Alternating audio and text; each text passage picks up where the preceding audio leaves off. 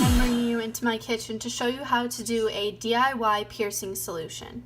I'll tell you everything you'll need in just 1 second. It's very easy, but at first I want to explain to you why exactly I'm making this. You may have the same situation where, honestly, I think it was about 9 or 10 months ago that I got one of my ears, I got a piercing on it, and it's still not perfectly healed. So a few months into it, I ran out of the cleaning solution that the piercing place gave me, so I did this DIY and I tested it out for like about 4 months myself, and it worked. And then I thought, hey, my piercing must be healed by now, right?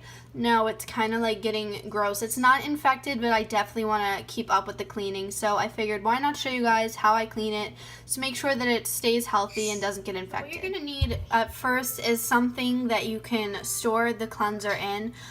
You might also have something left over from when you got your piercing just to like store it in.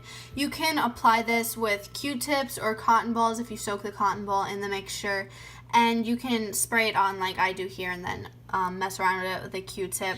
So you need some sea salt and some measuring spoons, and then you might see online that says to use like warm water or like room temperature water, but obviously that doesn't melt salt too well, and especially since this is like kind of coarse salt here, you might want to do hotter water. So that's what I did to make sure that it dissolves. 1/4 of a teaspoon of your salt and pour it into your exactly 1 cup of warm to hot water and mix that up until it is all dissolved. But this is kind of a cloudy water, which is what yours will look like as the salt is dissolving.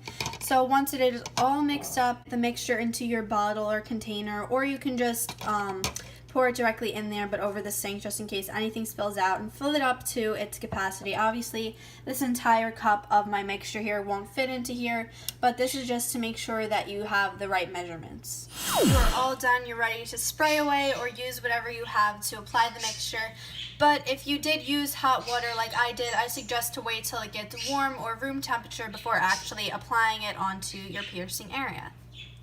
Alright guys, so thanks so much for watching. Please remember to like and subscribe for more videos, and check out my many other videos in the meantime. Bye, have a great day.